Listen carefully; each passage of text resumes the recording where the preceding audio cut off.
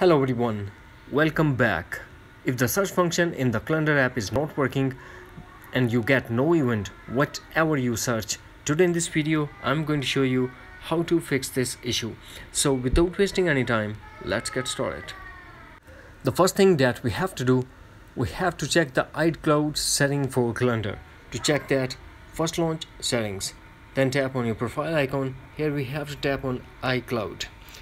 Now we have to make sure that calendars are enabled. If already enabled, then disable the calendar, force close all the apps that are running in the background and force restart your iPhone according to your iPhone model. After the force restart, go back to settings, profile ID, iCloud and enable calendars.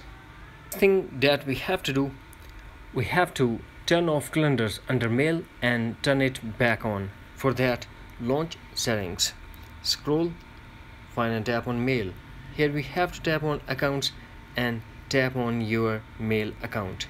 Now turn off calendars and tap delete from my iPhone. Do this with all your mail account. After that, turn on back calendars. Next thing that we have to do, we have to go back to settings. Here we have to tap on journal and tap transfer or reset iPhone, tap reset and tap reset all settings.